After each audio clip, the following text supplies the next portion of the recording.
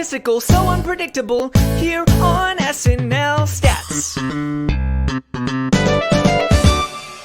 Yes, that is right. We are back for another week with SNL Stats. Hello, everybody. My name is John Schneider, and I am so excited to talk to my guests here about the Daniel Kaluuya and St. Vincent episode, season 46 of Saturday Night Live. And boy, do we have an excellent roundtable to go over everything. Let's get right to it. Let me introduce our first panelist. Andy Hoglund is here from Entertainment Weekly, Vulture, and SNL in Review. Andy, how you doing?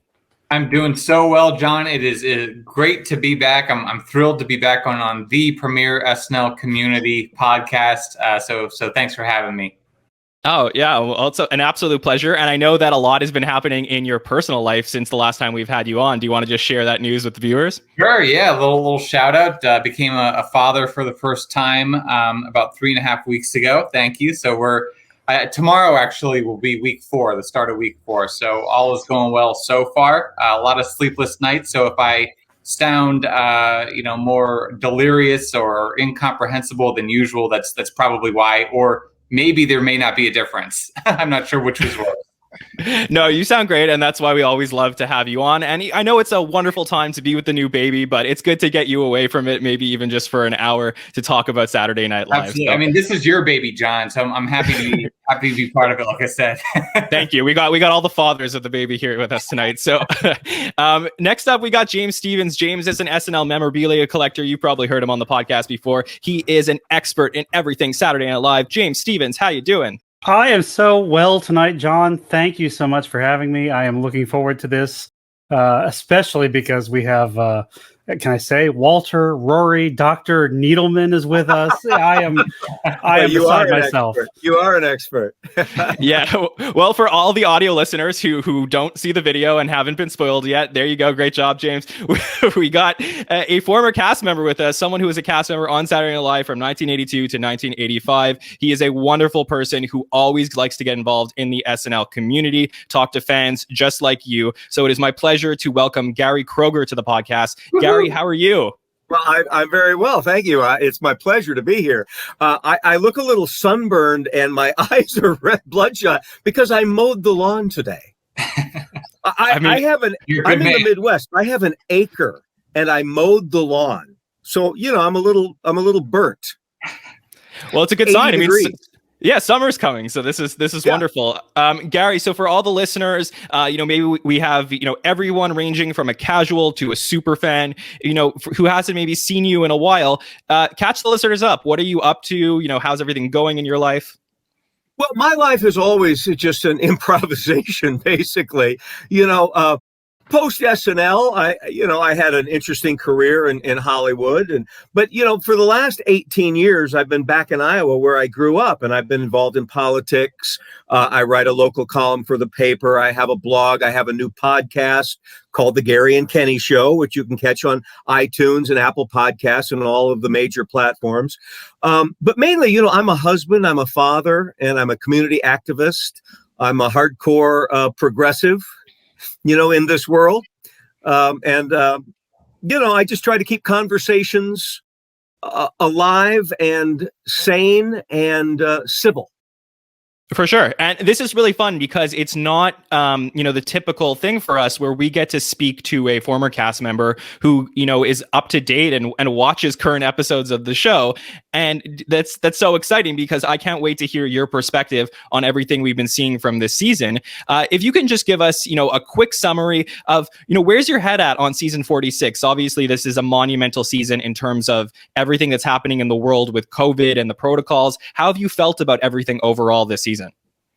I got to be honest with you. I think that SNL now, because I read critics out there who go, "Oh, the show isn't any good." I think it's as good as it's ever been. I think that the writing and the cast and the versatility and their commitment to being satirists are as good as ever. Now, that being said, it's an hour-and-a-half comedy that's brand new every week. That's not easy. Basically, it's like baseball. If you have 3 out of 10 sketches that are great, you're going into the Hall of Fame. And it's still that way. Right. I watched the show and I like this, or I thought that was a great premise, didn't quite end well. Or, it's always that way. but I love the show and this cast as much as any cast I've ever watched.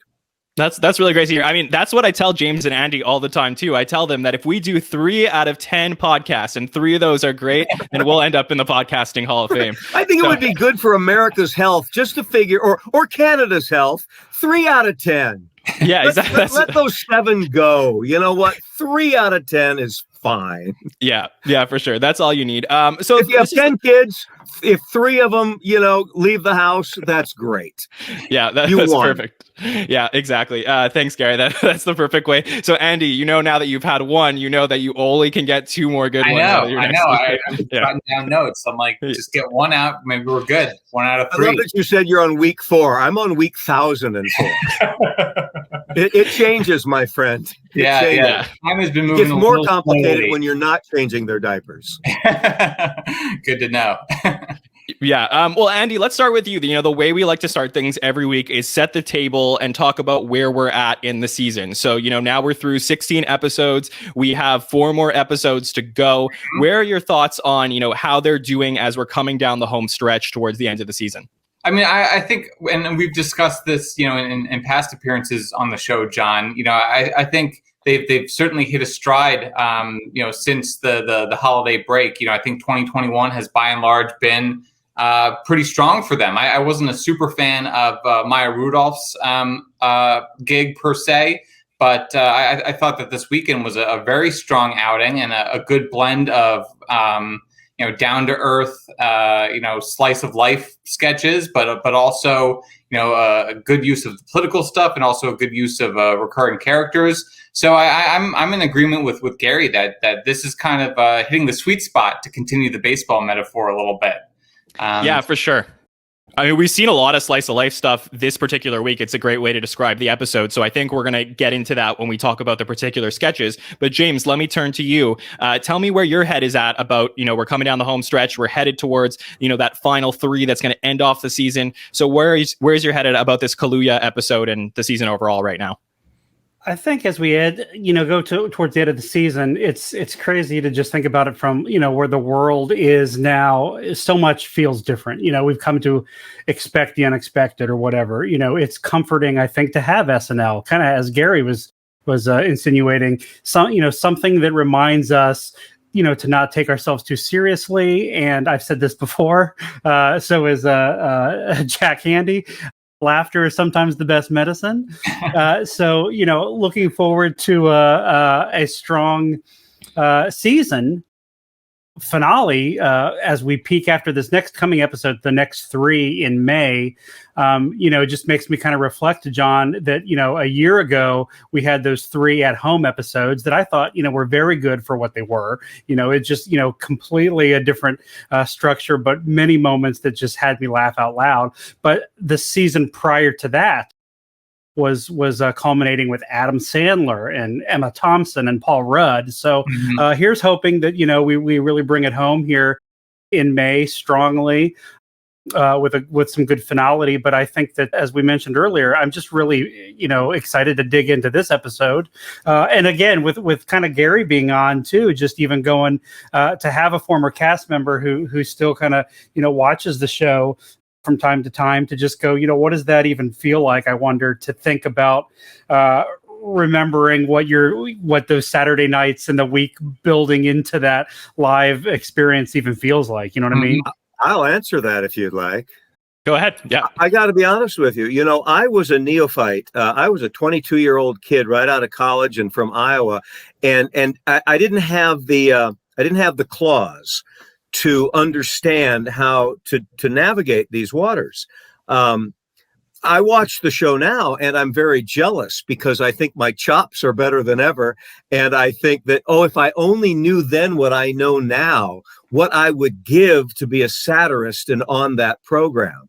So I'm jealous, but not in a competitive way, but it's like looking at it going, if only I had known then what I know now, I think that I would have been able to make more of a mark, more of a statement with the show. I just wanted to echo that. And I think, Gary, particularly given your experience in this political sphere, you probably have very sharp skills in terms of, that kind of satire as well, which the show may have benefited from as well too. I certainly know how to get into trouble. I mean, if you follow me on social media, I certainly seem to make people angry. So I think that's so essential in politics now. The show at its best, it's the show has evolved in many, many ways. From the original cast, I look at myself as more or less the second generation, or in the middle of the second generation. And then there was when Lorne came back in 85, 86. And this has been an extended generation, but it's always been about satire. It's always been about the human condition, how people live, and that means politics, it means raising kids, it means getting jobs. It's at its best when it is critical of the world that we live in. Yeah. And you're so right. Yeah, and I think it's exceeding in that realm. I mean, you lead the podcast here, John, but Daniel's opening monologue was political in that it was funny, it was personable, but yet he put it right into, I'm the black guy that the royal family was afraid of, right? Well, that really made us all go, whoa. Yeah, that was an interesting kind of laugh tone, didn't it? It was a great line, but let's put a pin in it because I really want to talk about it. I want to dive deeper. But just before we get to that, Gary, I did want to ask you, as your experience as a cast member when you were on the show, is there a different feeling as a cast member being near the end of the season versus earlier in the season? Like, is it like, oh my God, I cannot wait to finish, or I can't wait to get to the end of the run, or is there like a level of excitement knowing that we have to produce our best material as we're coming towards the end of the season? To be perfectly honest, and maybe it's different now, but in my day, it was, thank God the season's going to be over. It's not like we didn't enjoy the whole season, but you know what? It's going to be great to just make rerun money and make a little movie or write something or go to the beach. So I don't know that there was more emphasis on making the last show great than any other show. But I personally always looked forward to, okay, it's summertime now. It was a relief. It's a grind. It's a tough show to do. For sure. And I wonder, part of the discussion with the panelists over the season has been that there's just so many cast members now. That's obviously a theme for the season. And I do wonder if the load is taken off in a way from some of the cast members because of the quantity of people that are there, that they may not feel it as much as they did, in the SNL 80s, where there was, under 10 cast members at certain points of the show.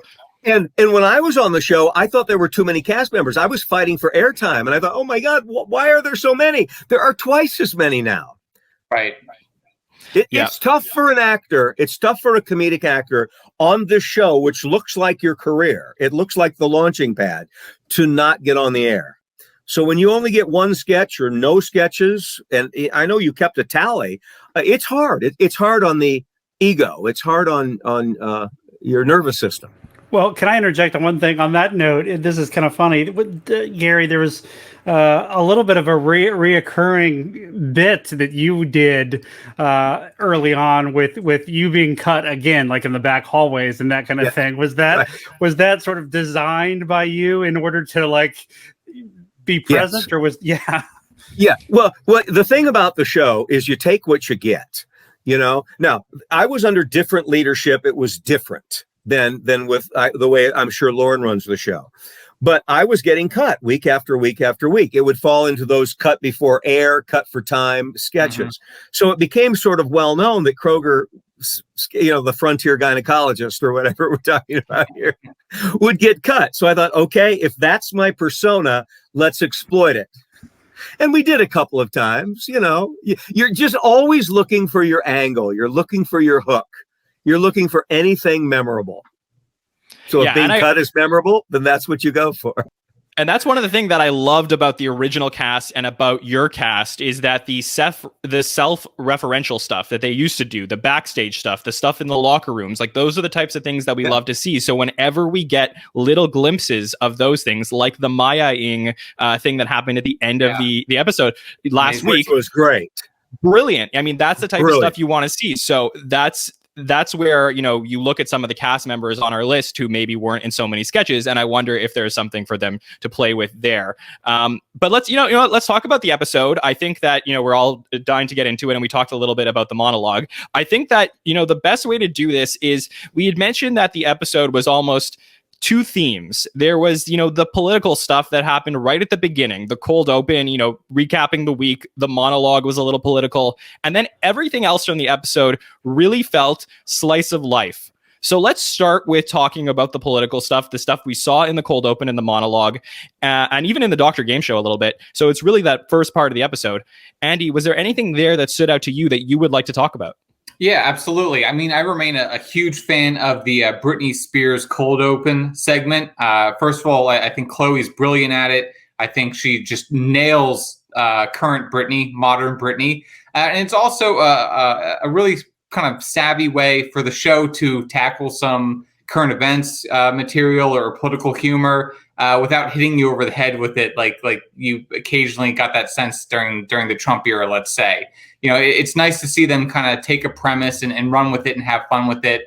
And, it's the second time out, so it's certainly possible that I could get sick of it down the road. But, it's just such the writing's there, the jokes are there. So I've really been a fan of it thus far. Yeah, I'm totally with you. I think that, some of our panelists talk about SNL should feel like a party every single week. And I find that, when this happened on the Reggae Jean Page episode, that to me led that to be the best episode of the season, because right off the jump, you felt hyped, you felt excited about it. And I think that's what we saw again with this episode, which led to, a great feel for the sketches. Even if the quality wasn't there for every single one of them, there was still a good feeling going into them. James, are you with me on that? No, I am too. And I follow Andy completely on just, Chloe brings so much energy to the Britney Spears character. And I like the way that it's, it can be current events without, just, copy and pasting kind of the news story a little bit. So it was fun to, what was it? Pepe Le Pew, that had been now, several weeks ago, but there's some of those lines. I'm like, talking to Matt Gaetz and saying, I'm a cartoon skank. You're a U.S. senator. Be better. Okay. Like, it's just wonderful. Let's not get ahead of ourselves quite yet. Yeah, for sure. Gary, jump in here. Let me know what you think about that. One of the best ways to do political satire is to take a premise that's ridiculous and make the point. So a cartoon skunk making a comment about Matt Gaetz is the right way to make that point. It was brilliant. It was wonderful. And to your point, both of your points, it was a great way to start the show and touching on political things in a very lighthearted way. Mm-hmm. But it also says, hey, we're SNL and we're up to the minute relevant. The premise of the show from the very beginning in 1975 was to look as if half a dozen renegade comedians broke into a television studio late at night and put on this pirate broadcast. Mm-hmm. And whenever it emulates that or remembers that basic premise, it's at its best. Mm-hmm. Yeah. And Gary, I feel like, I feel so much better about the show doing things like this versus what was happening in the last few years, which was anytime a new political figure was in the news, we were trying to figure out which person from outside the SNL universe was going to come in and play them. And I, as fans, we didn't love that because that didn't feel in the nature of Saturday Night Live. Are you with me on that? I'm 100% with you. I think I wrote something on that in Andy's column. Yes. The idea is you want to feel that this cast of characters can do anything in the universe, anything we want to satirize, anything we want to make comedic. This cast, that's why they're here. That's why they were chosen. They have the arsenal within them to do it without. Now, I got a kick out of all of the guest spots. Believe me, I got a kick out of Alec Baldwin. But I still think it's best when it looks like they can do it all. Yeah. That cast has got the chops. Right. And again, it gets to sort of the fundamentals of SNL. It's, you have 7 days at 11:30, you go on, and it's kind of like, let's see what this camp can do together. Right. You know what I mean? And bringing in people from LA or Matt Damon or what have you, it would at a certain point kind of undercut that spirit. Whereas I didn't love seeing Pete Davidson as Matt Gaetz, for instance, but I love that the show is going into that instinct where it's like, we only have so many male cast members who fit the bill. There's only so many who are going to be available at this moment. For some reason, we're not going to call on Colin Jost to play this guy, even though that's the obvious one. Let's see what layup. Yeah, that felt like a layup. That was a different choice to go with Pete on that. But Andy, I did want to ask you, and I'd like to ask you this whenever you're on with us. You put out a poll on Twitter every single week asking the fans what they thought of the episode. How did you feel like the overall community felt about the Daniel Kaluuya episode? So I think overall, people are really fond of it, and there's been a great response so far. I'm just pulling up the numbers right now, and overwhelming. I mean, let's be honest, it's an SNL fan Twitter account. It's always going to be almost universally positive. So you have to look at the margins a little bit. But in this case, I have almost 750 votes so far. It's only been 36 hours. 83% of people are either grading it as A, awesome, or B, good. So that's 83%. I feel like that's pretty significant, higher than what you might see in most weeks. Only 6% of people are rating it poorly. So that's pretty good odds. If you're polling in the 80s, you're doing something right. Yeah, right. Absolutely. And, we were just talking about the monologue, and let's get into our discussion about Daniel Kaluuya.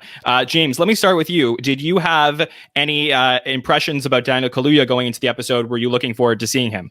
I didn't know really what to expect because I didn't know him quite that well. But I'm telling you, from whatever he was given, the monologue I thought was great. It was perfectly timed. He felt very, very comfortable.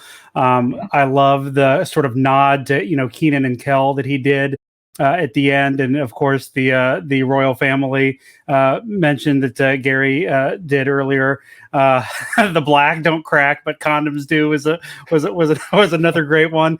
And just he provided a variety of different characters throughout the course of the night, and was just one of those folks that I think that the cast, you can kind of tell when they're waving good nights. Probably Gary brings some memories back, but that you can tell that there's a little bit of, we hope to see you again in the future kind of thing. So really enjoyed him as a cast member, or I'm sorry, he felt like a cast member as a host, I thought. So yeah. Yeah, Gary, what were your impressions of Daniel coming into this episode? High energy, really excited to be there. Let me know your thoughts. Well, I only knew him from films, so I find him in everything a surprise. He always shows a different aspect of his talent, of his personality that is surprising. And so I thought he handled that very, very well. He came out and set the tone. He was comfortable. He was energetic. He was really friendly. He showed, I'm not afraid of making some points. I might step out there a little farther than you're comfortable with, but that's a really good host. From my view, he's the kind of host that you dream of, you live for, because he's going to place himself in the sketch. As an actor, he's going to place himself in with a genuine character. And it gives the cast so much comfort and wider parameters to explore the comedy, because you have someone solid who's committed to the part. For sure. And when you're watching the episodes now, and of course, I don't need any particular names from you, but when you watch the episodes, are you ever looking and say, wow, that host reminds me a lot of that particular episode when this person came in? Yeah. There are good ones and there are bad ones. There are hosts that come in to plug their movie and they're just walking through and you can see them reading the cue cards. Everybody reads the cue cards and you see that. But there are certain hosts that just came in to be themselves. And then there are, in my day, it was guys like Howard Hessman, from, right, WKRP, but he was an improvisational actor for years. Well, right, exactly. Yeah. They come in to participate with you. Christopher Reeve, Superman, came in to participate. He came in to be in it and not to shine in it, but to be in it. It's very different to look, he's dead. So Jerry Lewis came in to be Jerry Lewis. He came in to steal every scene. Okay, fine. You're Jerry Lewis. Okay. But it was much better for the comedy to have an actor come in and just be part of it. And so that for me is just wonderful. Absolutely. Andy, let me get your thoughts on Daniel Kaluuya coming into this. When the announcement was made, were you excited to see him coming into it? I was, I've been a fan of Daniel since his Black Mirror episode, Right. Million Merits from back in the day. And, he's just one of the great modern actors. You've kind of watched him evolve into being this really cutting edge performer. He's charismatic. He's always in hip, edgy material. So I've been a fan of his for a while. He's obviously up for an Oscar right now, for playing Chairman Fred Hampton, which is an important movie, important moment in, culture right now, for various reasons. And I thought that he actually exceeded expectations. You always think, this guy's charismatic and he's a good dramatic actor, but is he, going to come to the table, as Gary was alluding? And I thought he did, and then some. His monologue was probably one of my favorite of the season. In this post-COVID or COVID era, they've been relying a lot on stand-up comics to pretty much do 5 or 10 minutes of material. And that's been really, really exceptional. But it was really nice seeing someone who's not a stand-up also deliver a superior monologue. Shout out Kel Mitchell, as someone who saw Good Burger opening weekend, that hit me in a very deep, meaningful place. And then the one last thing I would say, besides just overall, he clearly brought it, was I thought it was very telling for, I believe it's the Cut for Time. Actually, no, it was the Cut for Time sketch where Beck Bennett is playing the beef chef, right? I think I read somewhere online that was actually Daniel's idea. That was his premise that he came to the table with. Which I don't know, Gary, what your experience was with hosts bringing sketch ideas like that, but I always kind of get the sense that a lot of them are deferring to the experts a little bit. And I thought the idea or the notion that he brought a premise like that almost made it on there was kind of extraordinary. That was unusual. It didn't happen a lot in the time that I was there. The best guest host, would come to spend late nights Monday and Tuesday with you and work on stuff, but it was very rare that they brought something in. Now, again, in my day, Dick Ebersol would almost never cut a host sketch. Right. It was just sort of a different legend than, in terms of what went on the air and what didn't. You cut a Kroger sketch, but you never cut a host. You don't touch Jerry Lewis material then. Yeah, absolutely. And another interesting note about the monologue was I loved the archive footage going back to the Globes at that moment that Kaluuya had. And then, it's so fun when you see these things on screen. And as a meta SNL fan, someone who's a super fan, to see Bill Murray on screen, but they make no mention to it. Obviously, it's not, part of the bit, but it's funny to see an archive photo or video of Bill Murray on screen. And obviously on Saturday Night Live, there's no mention of it. So I thought that was cute and something that they did. Let's get into the episode. Let's talk about some of the sketches that we want to talk about. So Gary, what we usually do is we'll go, around the table and talk about, one sketch we really want to talk about. And then, if there's one that nobody wants to talk about, we'll just forget it. So, Gary, let me start with you. Was there one sketch that really stood out for you that you're like, oh, I got to talk about this? Yeah, and maybe no one's going to agree with me. The vaccine game show. I thought that was a perfect model, a perfect execution of topical. Daniel was so committed and believable. The answers were hysterical because they were also real in terms of a segment of society. I thought that was the kind of sketch that was a perfect from beginning, middle, and end execution, performance, concept. To me, that's classic SNL.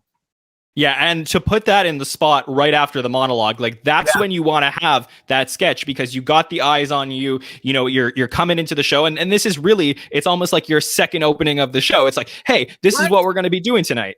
So exactly. And if that had been a weaker sketch, you kind of go, well, it jades you a little bit. That was a really perfect first sketch in the show. It set the tone for me because there were a couple that were a little softer or the endings weren't as great, but I forgave it because it started so well.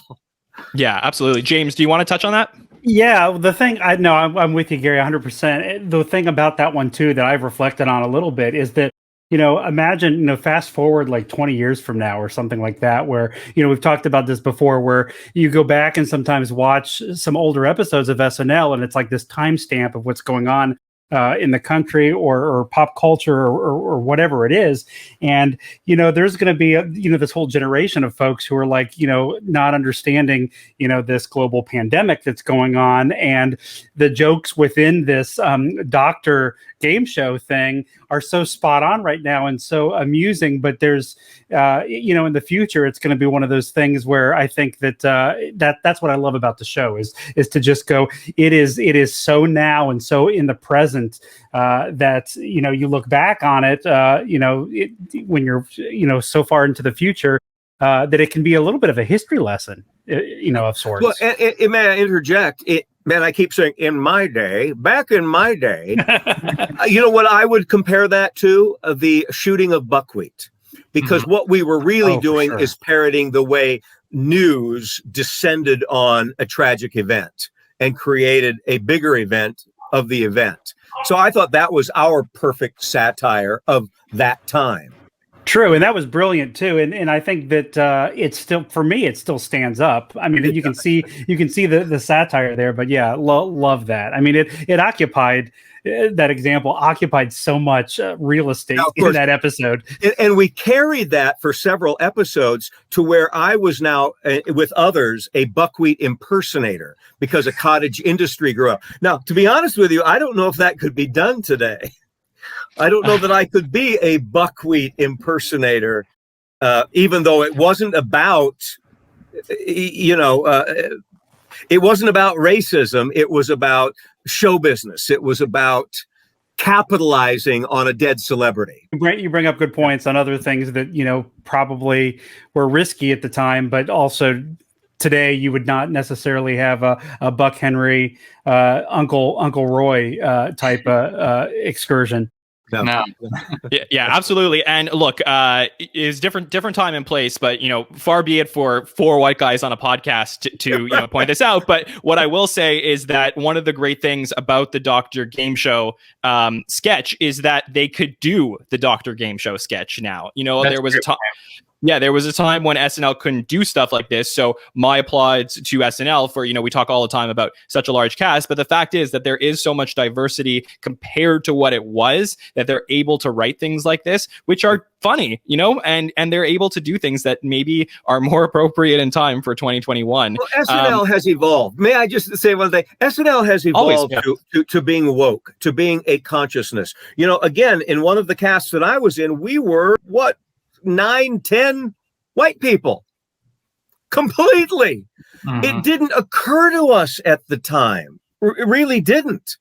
It wasn't on the it wasn't on the plate. We didn't think about it. But now I look at that and I cringe just a little bit. So the fact that SNL is very conscious of what is woke, what is our evolution of consciousness, I think is a real credit to the show. Absolutely. And it's one of the things that I really applaud about where the show is headed as we move forward towards what will be, a monumental season 50 down the road, is continuing to have a diverse cast, whatever that ends up being. Andy, let me turn to you for the Dr. Game Show sketch. Was there anything that you wanted to say about it? Well, just that it has that classic kind of barbed, sharp elbow that Michael Che is so known for, and as everyone's been saying, it's really a testament to the modern iteration of the show and how far we've come. Like Gary was mentioning from his heyday. Although I will say that I do love Kate and Ali as troubling as Billy Crystal as Muhammad Ali is in hindsight. I am a fan of that set, but I just kind of echoing what everyone else is saying that it's the game show sketch spoke to a lot of the real feelings and hesitation that's out there right now. It's very specific, but also very relatable, because I'm sure most people have at least one family member or one friend on Facebook who, is expressing these kinds of doubts about, the flu vaccine, essentially. Yeah, for sure. Well, Andy, let me have you kick off the next discussion about a sketch that you want to talk about. Sure, absolutely. I think my vote is going to go towards the dog park sketch near the end of the episode. I've had moments like this as the owner of a rambunctious yellow lab. I've had moments like this. I've seen moments like this. I've heard moments like this. I've lived it.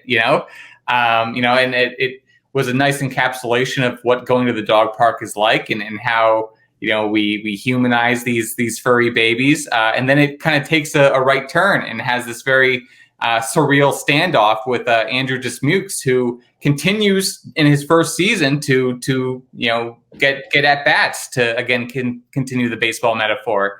So I thought it was a nice showcase for Ego in the first half, and then she kind of hands the baton over to the new guy. And he gets on base as well, too. That's the fourth baseball. There we go. Yeah, absolutely. A pure baseball podcast. James, what were your thoughts on this sketch? I liked it a lot, too. I will note, I think we were talking in a side chat during the episode that we did learn that the structure changed live during the rundown, and this one got moved earlier because it was going to be played later. And so one of those little teases, I always love to watch the teases during the commercials. You can see everybody kind of struggling to get the set and everything put together there. But I loved Ego's responses to Daniel's character, on just, you're making my dog sound, pathetic, or why does he sound British or whatever? I mean, it's a lot of just silliness, but no, I enjoyed it as well. The Cat Williams line was my personal favorite. She's like, that's the second thing I hate about you. Right. Well, it was a classic formula for a sketch. It's not like you didn't know where it was going, right? You could almost anticipate the funniest beats. But I liked it a lot because it didn't try to be too funny. It stayed within its lane. It made its points. It was very funny. What made it for me were the performances. Mm-hmm. The way they delivered those lines, the earnest ness to each offense. So it's a perfect SNL sketch. Yeah, absolutely. I think, Gary, I've been watching the new players this year, Dismukes and Punky and Lauren, and I've been waiting for, a little bit of a breakout moment, something we can go back to in season 1 for these particular players. And there was something about the way Dismukes was going, yeah. And however he did it, there was just, yeah, exactly. There was something about it where I felt for the first time that he was taking, complete ownership of his character, and that there was some star power there. Yeah. And, it wasn't like he had to be in a sketch with a Beck and a Kyle or a Mikey and an Alex to stand out. This was Dismuke standing out. And as a first year player, I love to see that. Gary, do you have any thoughts about that? Well, great observation. That's exactly right. He made it his own. I mean, I sometimes when I watch the show, I think, what choice would I have made? And I don't think I would have been brave enough to make that choice, but he did, and it worked, and it became, and we're talking about it. So that takes guts, So yeah, my hat's off to him. That took some nerve. Yeah, for sure. James, let me head over to you. Do you have a sketch that you would like to talk about?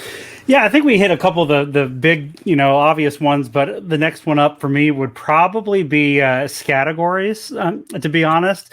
There have been a few folks who have sort of commented about like the product placement in Josh Seller's wine, even though they keep referring it to Josh wine, which is funny in itself, which is really not, I don't know.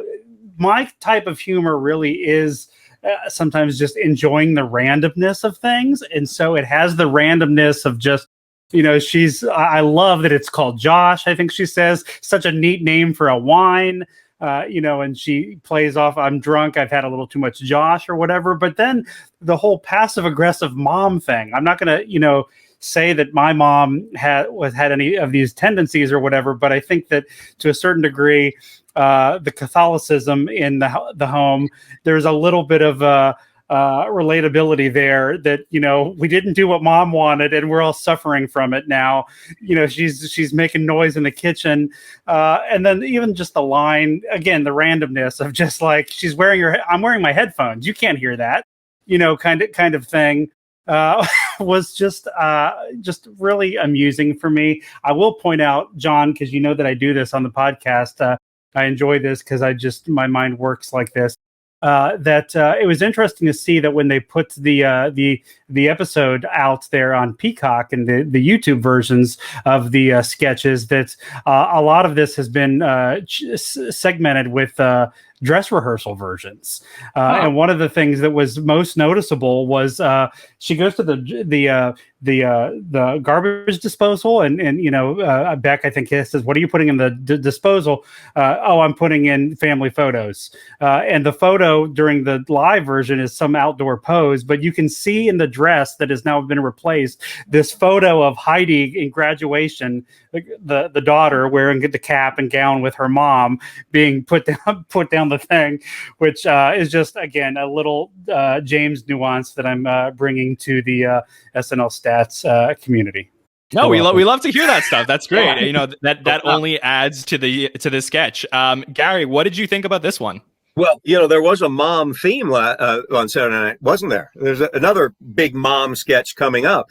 You know, it was a formula sketch, and it was a Kate McKinnon vehicle sketch, you know, specifically, but there is no such thing as too much Kate McKinnon. I mean, you just can't. I enjoyed it. But again, for me, it was a little formulaic. I kind of saw where it was going. It was just a premise to allow her to play that droll mom character that she plays so well. So I went for the ride. I will say one thing, though, and SNL is very good at finding the sort of social, you know, Josh Wine is the bougie, middle class, I really like wine, but you don't want to spend $50. So it's like that $20 wine that shows up everywhere with people who think they know wine. You know what I'm saying? So that to me was a perfect social commentary of the bourgeoisie. Well, and you know, Josh Wine could be the official wine of SNL Stats now. Yes. Yeah. Josh Wine, give us a call. Josh Wine on my shelf right over here. It's delicious, but it's the almost good wine. Yeah. All right, guys. So this is where we're going to take a break. We got a sponsor coming in. Josh Wine is the official sponsor of SNL Stats. All right, Andy, tell me what you thought about this sketch, the category sketch.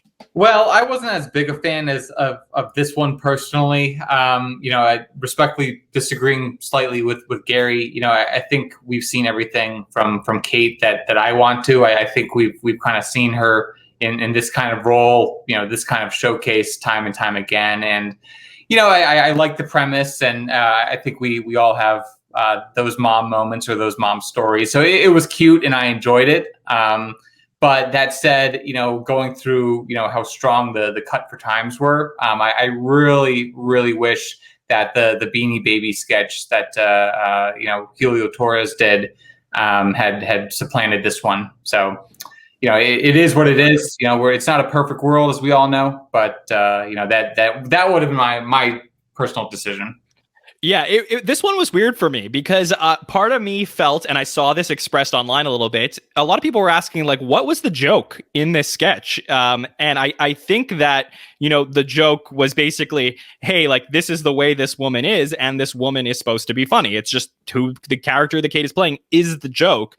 But, you know, that's not everybody's personal brand of humor. Sometimes they need things to escalate a little bit. And it did remind me, I think I texted you guys this on Saturday, but there was a sketch in season 34 with Fred Armisen, and Zac Efron was the host, where they're filming something and Fred is playing a mom and she keeps yelling, "I am your mother." And it kept reminding me of that particular sketch because it really escalated. And that was really funny to just compare the two. And I felt like this was missing a little bit of escalation, but I'm sure that the writers and Kate herself would argue the whole point of this sketch was for it to not have escalation, for it to be this passive aggressiveness. Yeah. So it's a tough call when you evaluate these things. Yeah. I prefer personally to have some sort of point, to have some sort of cathartic realization of something, no matter what it is. And this was sort of lacking that, but it was part of the theme of the evening of Slice of Life.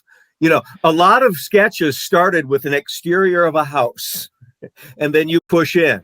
So this was part of sort of the theme of the night. So it fit in sort of like, sort of like a Ringo song on a Beatle album. It's part of it.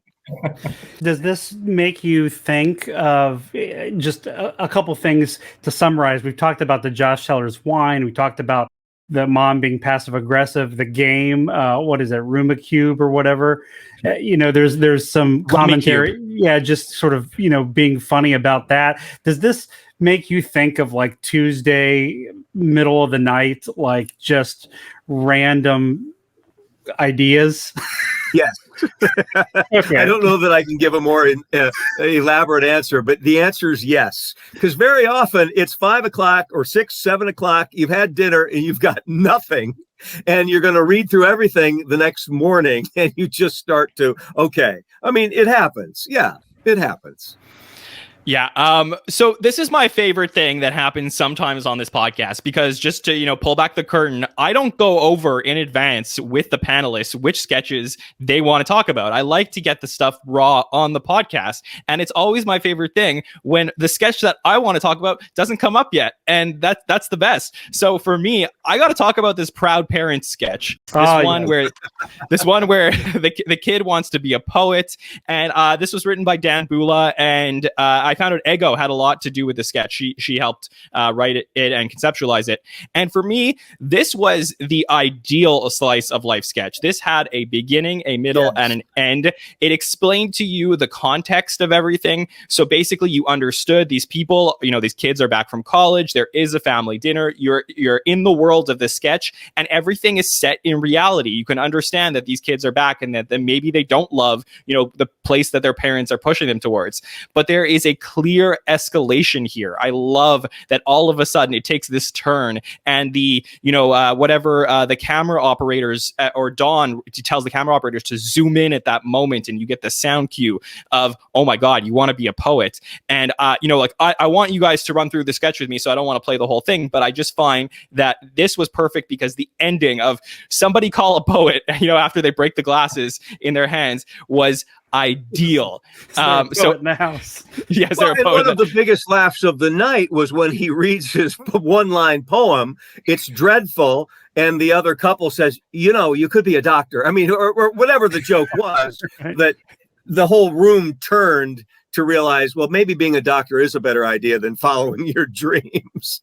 Yeah. But there was a subtext here too, and that is the fact that immigrant families often push their child toward the high-end professions, doctors, lawyers, and so forth. So that element was really interesting to me, that, you're going to be a doctor, but I want to be who I want to be. And everybody supports it until, of course, he reads his terrible poem.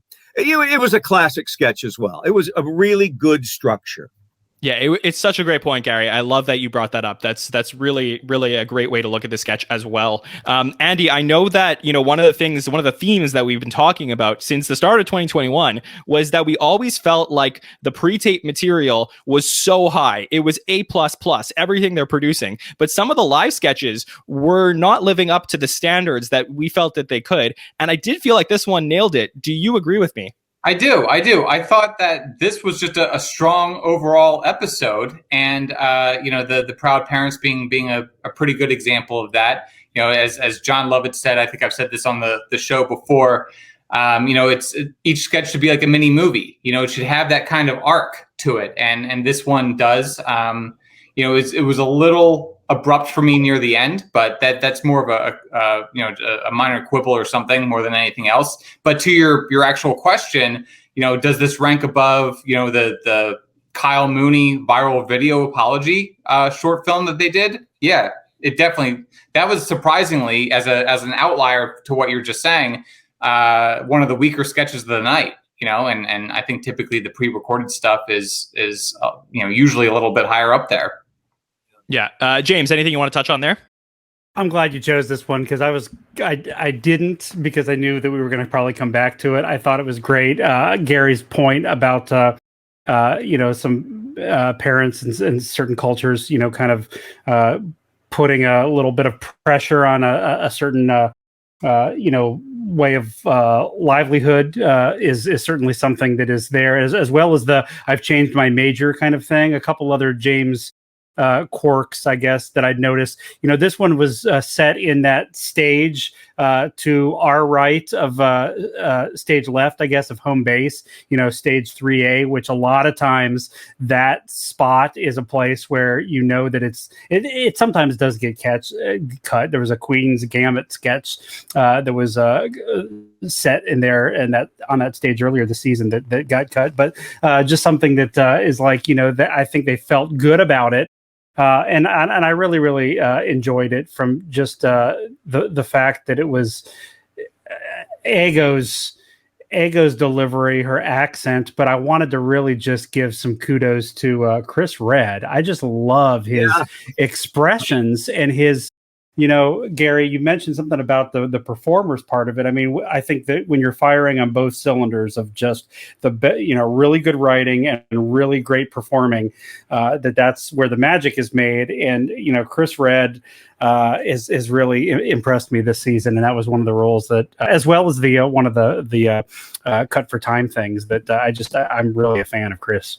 And the last thing I'll say about this sketch is that I love that we had 8 cast members in it, and they all felt necessary to the sketch. It never felt like it was bloated, like they were trying to throw people in because they needed a spot here. Everyone had a role to play. So to me, this was as great as a live sketch that we've seen this season, and I was really excited about that. Okay, so looking through the rundown, let me just ask, and if you don't, that's fine. We can move on. Andy, was there anything else in the rundown that you for sure wanted to bring up? I touched on the Beanie Baby sketch a little earlier in one of my other answers. I just thought that was hilarious. I thought that was really brilliantly done. And it's one of those things where you're kind of crestfallen it didn't make it to the full show, but God bless the internet. If nothing else, it preserves these cut for times, right? Yeah, for sure. Gary, was there anything back in the day that was cut for time that you really wish made it onto YouTube? Oh, yeah. Well, I have to put this in perspective. Back in the mid 80s, there was no cottage industry like this around SNL. There was no YouTube. There was no social media. The only attention we got is what you watched that night, and you recorded maybe on a VCR. There was no TiVo. There was nothing. So there was no conversation about anything. But lots of sketches, you tend to forget them when they're cut, because when they're cut, you never see them again. But I know that my heart was ripped out on several occasions. Brad Hall and I wrote this thing called the Upside Down Family. And the whole thing is these people lived upside down. They had to stay in the house because they went outside. They would float up into the air. And all he had to do was hit a button and flip the picture. But Ebersol and Davey Wilson, the director, said, that's not going to be funny. It's not going to work. And it would have. The Upside Down Family was our version of the Coneheads. So, things like that happen because you imagine this is going to be great. And the audience is going to go, oh, it's an Upside Down Family sketch. Mm-hmm. So when that doesn't happen, it's disappointing. Yeah. I rambled, totally. but No. But 40 years later, I want the Upside Down Family. I want it too. Yeah, we want it too. That's well, here's great. The funny thing is Letterman did something with the Upside Down Band like a week later. And it was a huge hit on the Letterman show. Oh my God, that's crazy. Whatever. But Gary, this is the stuff we love to hear. So absolutely, no worries at all. No rambling. It was great. James, is there anything from the rundown that you want to talk about that we didn't cover? I guess only short of Weekend Update, which I did enjoy. I was going to just go back to the cold open and just say this. Yeah, John, you know me on this program. I pretty much just give grace to the live aspect of the show and don't really be too, I'm not really too critical of things. One thing that just hit me at the end of the cold open, and I don't know, I might be the only one here, I'm getting a little just fatigued of just everybody who was in the cold opening being forced together to give the live from New York line. It seemed like it was, I guess, forced is the word I used, and I will stand by, and it just seemed to lack energy. Like, okay, we're all going to say it now, and then there we go. Where it's obviously breaking the fourth wall, the whole line, and I love that, start of the show. but we've moved away from the eras or the time, I think, where it was within the context of whoever was the person doing it, and sometimes it's just one and that close up on that person, and I kind of just miss that. Yeah, Well, Gary, you want to touch on that? Yeah, of course, go for because it. I only got to do Live from New York twice, but one of them was with Bruce Dern, and it was about the fact that my sketches would get cut, and I think it was the Bedouin gay bar or something sketch. That was what it was written in there. Oh, that's been cut. It wasn't the Upside Down Family. Yeah, right, but it's probably the same show. But anyway, the whole thing is all my sketches were cut, and my Tim Kazurinsky says my parents are here, but they didn't even bother to say hi to me. And so I pull a gun out of my locker, and I say, Live from New York, and then I fire the gun as if to commit suicide, and it says it's Saturday night, right? But that, to your point, was indigenous to the concept. It made it sort of exciting to say, Live from New York. Now, funny side note, I would do it and I kept playing it for the laughs in the rehearsal. And Bruce Dern, being the actor, the method actor that he is, he said, Gary, we have to believe that you want to kill yourself. But Bruce, this is a comedy show. This only works if you really kill yourself. So I played it as dark as I could, fired the thing, and it said, it's Saturday night. But, I agree with you, I love it. It has to be, it's the exciting beginning. You can't lose interest in it's Saturday night. Right. Yeah. No, I don't want to, get too bogged down on it, but and I'm not sure who, is making those decisions, but that's the one thing I wanted to mention. My sense, just to comment on this briefly, my sense is it's a little bit of a carryover from the Trump stuff when you had these high wattage, celebrities kind of all coming together, and you're like, oh my God, it's Alec Baldwin, Ben Stiller with Robert De Niro, and they're all in one shot, and Kate McKinnon's there dressed as, Sessions or whatever. Right. And it kind of, the high wattage energy was driven by that. But now that we've kind of, thankfully, mercifully moved on from that. Mercifully, right. Yeah, to maintain that still, it just doesn't quite work. It's just kind of sort of clumsy, and you don't need it, honestly. Like, just give the ball to Chloe and let her give, enthusiastic Live from New York, and let's give this moment, I agree. Yeah, very, very solid points. Gary, was there anything else in the rundown that you wanted to cover? Well, I love the frat sketch and the mom field trip. I just love that. I like things that just keep going back to its center premise. Yeah, but I can't even remember the details of it. I just remember thinking that Daniel was great in it. Yeah, I thought it was funny. No, it was great. It was great. And I thought that the Weekend Update segments were all terrific too. Weekend Update is the opportunity for somebody who's light in the show to get something in there. And I thought it was terrific. I thought it was really terrific. Yeah. What I will point out is the you brought up Weekend Update, the guy who just bought a boat. I love that every single time. Just the quick-witted stuff. Only Alex can pull that off, and he is just so brilliant when he does it. So that's a great point. James, were you going to touch on that? No, I was going to mention Alex's guy who just bought a boat. I love it. And it's, I think, did you say it's like the 7th time he's done it? And I'm not tired by it because I think he is so darn funny. And you can almost imagine him writing it and having a good time. I think is part of its enjoyment for me. And the other part about Weekend Update before we move off is I was the Matt Gaetz field day. I mean, it was just like, they piled on him, and then they made a choice to go to Che for a little bit, only for Jost to come back and go, if I could get back to Matt Gaetz just for a minute, I loved it. Brilliant. Those callbacks are the best. So look, I think we're all in agreement that this is an episode that really is continuing the streak of some of the episodes, like Andy mentioned, in 2021, where we're seeing some really strong material. And the hope is that it's going to carry over into the Mulligan episode, into the last 3, and we're going to see a really strong run down the stretch. Let's turn to the cast. Let's talk about, somebody that stood out to you that you want to talk about. Gary, I'll start with you. Is there anyone in the cast that, really stood out to you from this particular episode, or maybe from the last few, that you would like to point out? Well, this was a very well balanced episode. I think there might have been a couple of people who were short, but when you've got 24 cast members, but I thought this had a good balance. I loved seeing Moffat. I wouldn't know. I resist pointing anyone out. I'm a huge Kate McKinnon fan, but this cast, really floats my boat. I think they are equally talented, and there's no one who comes on that I'm not excited that they're there. No one. I look forward to what every cast member brings when I see them on camera. Seriously. My answer is no one. It's everyone. Yeah, I was going to say, can I force you to elaborate on that just a little bit, though? Because I am curious. You say you absolutely love this cast. And what is it about this cast compared to, some of the previous ones that really makes you feel like, oh, wow, I'm in love with this particular cast? Yes, and can you see that the sun has come down in my reality here? I think that's the moon over my shoulder here. It's Streetlight. Because I have this sense, and I've had it before. Look, I'm an SNL fan. I loved the Phil Hartman days. I loved Chris. I loved the cast when I was there.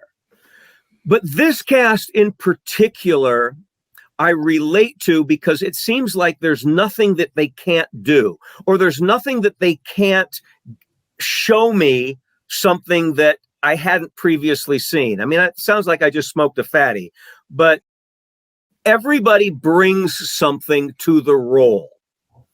I don't think anybody, clocks it. Clocks it in, or what's the phrase I'm thinking of?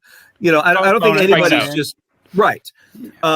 Everybody comes to play, and I don't know that everybody has always been that way in every single cast. But like I say, anybody that shows up, I look at them and I go, okay, I can't wait to see what they bring to the dog park or whatever. Yeah, no, that's a great answer, honestly. I just know that the listeners are going to be like, why? Tell me, Gary, why do we love this cast? And I think you answered it great. There just doesn't seem to be many weak links in this cast. No weak links. There are no weak links. There's nobody I wouldn't have on the show. Yeah, that's a great point. James, let me bring you in. Is there somebody in the cast that you would like to point out?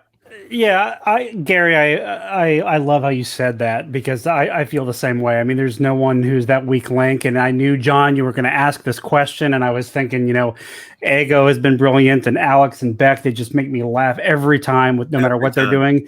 But I'm going back to Chris Redd to just go, I mean, I think it was last season where I was just like, I do like this guy, but I just don't know if this is going to work out.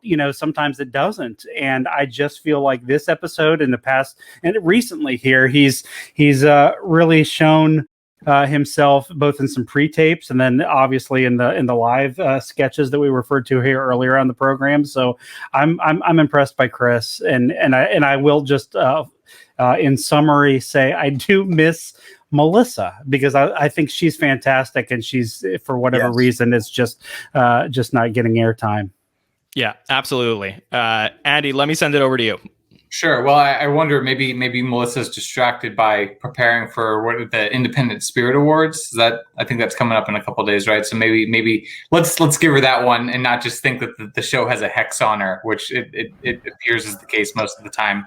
But to answer your question, I would say, look, Ego and Chloe both, had moments throughout this episode where it's like, as I think we talked about this before on the show, on the podcast, this is their future. They're the future of the show. Ego and Chloe, they just have it. They're both naturally funny, especially Ego. Just even if it's a small, like, one-off role, her inflection or her delivery is always really funny. But that said, I do want to single out again Andrew Dismukes. We talked about it a little bit during the dog park sketch.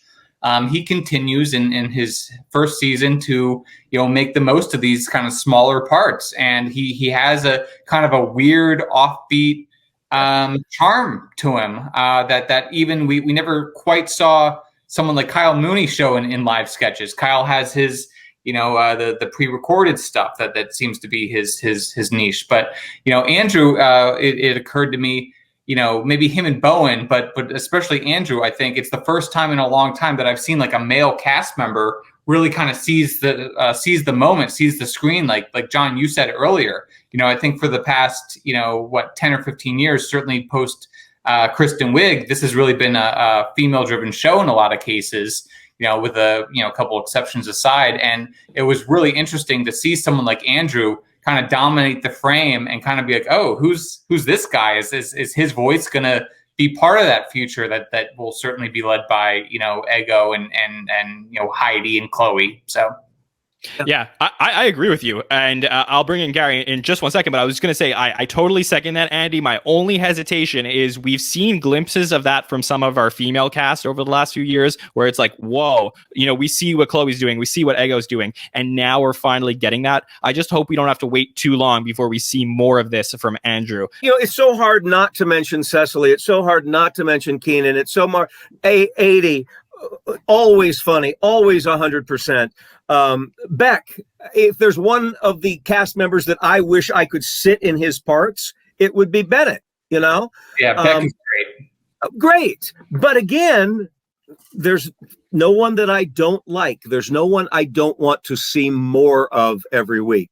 I actually wish that it were a 2-hour show so that I could see everybody and then let me choose, Well, all you got to do is attend the dress rehearsal and then you got your 2-hour show. Right. But it's a perfect segue because I really feel like you're right. There are no weak links. We're very excited for everything that they're producing. And I hope the momentum continues on to the next few shows.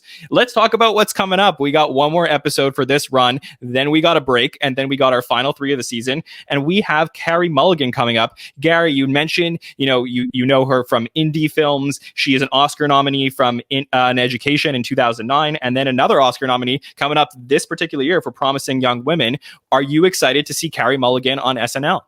Absolutely, because again, clearly an actor. The gravitas is there. There isn't a question that she isn't. She's not going to just mark time. She is going to commit to the roles. She's going to bring that dimension that allows this incredible cast to fly. I think she's going to be very similar in that sense to Daniel. I love actors when they commit, Yeah, for sure. And Andy, this continues the run of, first-time hosts. We've seen a ton of first-time hosts this season. Are you excited to see Carey Mulligan join that group of first-time hosts this year? I am. With a host like Mulligan, who's, as Gary was saying, known for her dramatic chops, not necessarily her comedy. The big burning question is, how's she going to adapt and conduct herself to a live sketch show? But I think someone with her training is ironically going to take it pretty seriously and will likely rise to the moment. This is kind of her day. Like Promising Young Woman is one of the big movies this year. So it'll be interesting to see what they give her and how she kind of flies with it. For sure. The British are always funny. British actors are always funny. End of story. Mm-hmm. Yeah, and we've had a lot of great British hosts this particular season, so I hope that the momentum continues. James, is there anything that you are looking for in this last episode before the break? Any themes that you've seen that you would just love to see next week? Well, that's a different question, John. I'm not. Well, you said pre-show you didn't have a lot to say about Mulligan. Yeah, so I'm hitting. You're throwing me. No, exactly. I think that just some more of the silliness. I'm looking forward I was going to say this about Mulligan after hearing both Andy and Gary's response, especially Andy, because I do think that she, if I'm not mistaken, has some theater chops as well. So I think, in addition to British being funny and her being on the stage, I think that there's, no offense to the athletes, which I don't think we've seen any in the host role this season, and I think Gary has probably seen more than anyone because Ebersol had a time there where he just he was the head of sports, right? He came from sports, not comedy. Sports. Exactly. But and some of those have turned out to be really, really good. But I'm having high hopes for Mulligan, and one of the things that as we're having this conversation, John, it makes me just wonder, Gary, question. I know that during the production week of writing, and you're just so in the moment and all this kind of stuff, but is there point where the cast, because let's be honest, rehearsal, there's a lot of sitting around. It's, hurry up and wait kind of thing. Is there the moment where this past week they're talking about Mulligan and going, you know what we should do? Next week she's going to be here. I mean, is there some of that happens? Sort of. But really, my recollection is being pretty focused on the show, because even though they're sitting around and you're not in every sketch, we weren't always sure who the next host was going to be. I mean, maybe it was 2 out. I never personally thought about the next host until Sunday when I woke up after a long party after the Saturday night show. Right. Now, I wasn't one of the writers per se who may have, but for me, it's like, I just want to focus on this. And by the way, right over there are Ringo Starr's cigarette ashes that I've had for 36 years since he hosted the show. Right there in my purview are Ringo's ashes. Is that your most memorable host that when you were a cast member that you really felt like, wow? I'm a Beatle freak because I'm sick. When I get old, I'm 64 in a week. Losing my hair. Having a Beatle on the show was huge to me. And I had Ringo in my office, and, I don't want to do any Beatles stuff. What do you mean? I don't want to. It's been done. I don't want to do it.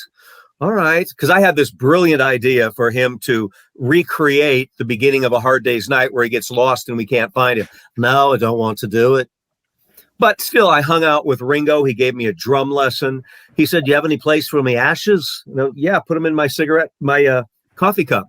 And it's right there with plasticine over the top and Ringo's ashes. Anyway, but I digress. And that's always, such an interesting question that we are so fortunate to get to ask you, and, any other SNL alumni that comes on here, if there's a particular host that stands out to you that you're like, oh my God, I cannot believe that this is happening right now. So that's really wonderful to hear. Gary, I cannot thank you enough for joining us to talk about this episode. It's so great to get your perspective. I'm sure that, for everyone who checks out this podcast weekly, they love hearing the different kinds of voices, the journalists, the other podcasters, the super fans. But, there's something a little special when we get to have somebody who was, in the show that knows the inner workings of everything going on. It was just an absolute, blessing that we were able to have you tonight. So thank you so much for joining us. That's a misuse of the word blessing. Well, I that's how I feel. So working on, like I said, this baby, I appreciate it. The thanks goes from me to you, to all of you, to include me. I love being I'm more a part of this world now in a way than when I was doing it. We used to say Julia Louis-Dreyfus, who's become the biggest star in the world. We used to call ourselves the Professor and Marianne before they got the credit and and the rest. So, we didn't get a lot of attention, but now with all of these people interested in the dynamics and the history of SNL, and Andy knows this better than anybody. He's included me for a long time now. It's really fun to be able to share my stories and hear new fans of the show respect the journey and what came before. So thank you for letting me be on your show today. Well, and if I may too, sorry, John, it is your show, but Gary, you've written about the wonderful experience you had at the 40th anniversary and your son being there, and it's just one of those pieces that it was just really heartfelt, but just I think for all of us fans and the community to just see your enjoyment and your son to be able to experience kind of going back to high school kind of with you was really pretty cool. Thank you. It was heartfelt, and thank you. I think that's how I met Andy. Was it through that article? Yeah, and you reached out? No, I think it was. I was writing a piece for Paste magazine about SNLers and politics because Joe Piscopo was flirting with a run for New Jersey governor. I don't know, and this was before Al Franken had to leave office. So I remember getting your thoughts on Al Franken's political mentorship. Well, he is the greatest, and he was a mentor when I ran. And Joe Piscopo is going to be a guest on my podcast, The Gary and Kenny Show, coming up. And we will dig in. So I will send that to you because you guys will love it. Yeah, absolutely. Piscopo was a hero to me. He was the hardest working guy there. Piscopo was a stud. I was just going to kind of once again say, thank you so much, Gary, for being, so enthusiastic and so easy to, work with and get quotes with on the fly, not to blow smoke, but you and Tim Kazurinsky, but you certainly are one of the most underrated cast members in the show. Appreciate it. You know, I'd love to see you on the ballot again at some point. I don't know if you have that in you anymore, but I'd love campaign financing. We need campaign financing. I don't want to have to raise $1 million. Well, let me know. Campaign finance reform. That's what we need, and I'll run. Well, look, the great thing about this podcast is we're connecting the fans to people like you. So whatever, you know, happens in the future, it's a great thing to have you on us, and it's a real on this show, and it's a real thrill for all of the fans to get to hear from you. Gary, you led me off to an excellent segue. Tell us a little bit about your podcast. You know, what are you doing? What are the plans for it? We want to hear about it. Well, it started out as a political podcast because I love politics. But my co-host, Kenny, he's an accomplished director who's semi-retired now, television director. And I'm at a place where I'm sort of doing whatever I want to do these days. So we started doing a political podcast, but it quickly evolved into an entertainment podcast. We're getting, producers, Mark Gordon, major producers, Chris Melisandre, Despicable Me, Piscopo's coming on the show, Kazurinsky, Brad Hall did the show, Andy Breckman, who created Monk, is doing the show, David Mandel, who was the showrunner of Veep. Those have been our guests. So that's a pretty impressive list right there. And we just want to talk about life. We like to hear from them. Hey, what did it take to get there? What did success look like? How did you get there? Because it's nice when people can learn something from a podcast of what it takes, but we really want to talk about their lives. How's their prostate or whatever comes up, no pun intended. But it's an hour of just trying to make information and these interesting people talk about their lives and being a father, being a wife, being a mother, the ups and downs of show business, and keeping it the upside down. the upside down of show business. But the idea is also to be funny. It's to look for humor. But when you bring on people in entertainment and you talk about anything, it will get funny. Yeah, no show has ever let us down. For sure, and we can't wait to check it out. Tell the listeners where they can find your podcast. Well, there's a new streaming television called DB and Associates TV, which we just are debuting on in 2 hours. But also iTunes, Spotify, Apple Podcasts, and we have a YouTube channel. Okay, excellent. Andy, so great to hear from you. As always, love reading your articles on Entertainment Weekly every single week. Where can people reach out to you and hear more from you? People can hate flame me at SNL and Review on Twitter. Come at me, guys. Anything. I have a very thick skin, so come savage. We're going to be careful in the SNL community this week. That was a little better right there. I like that, John. Yeah. Folks, also, I encourage you to check out my show recaps at Entertainment Weekly, EW.com. Once again, Gary Kroeger, among many others, contribute insight and commentary. And I'm just so thankful. And it's just a lot of fun to, stay engaged with the show in that way. So, let me know. See you in the comment section, guys. Absolutely. And James Stevens, I know this is the part where you're like, I'm not really on social media, but tell people where they can reach out to you, because I love getting all these tidbits about the show that you share with us every time you're on. Where can people reach out to you? Well, this is the point where I say, really, you need to look at Andy's writing, because it's brilliant and I love it. But if you get really bored, I am on Twitter, Facebook, Instagram. Happy to talk SNL anytime. So.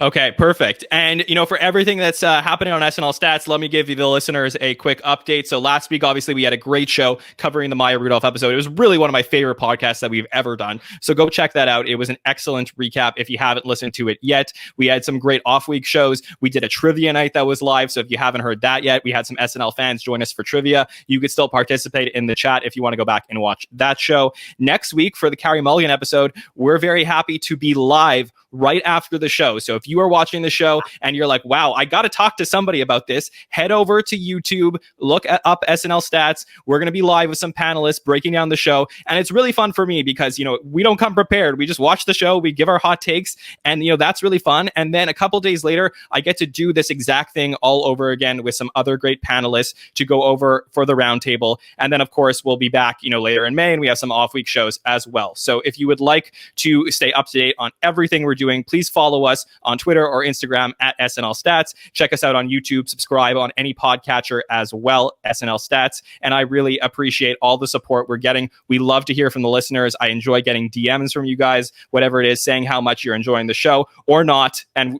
so we can improve as we head towards the end of the season. So once again, I would like to thank my panelists, Andy, James, and of course, again, Gary Kroeger for joining us this week.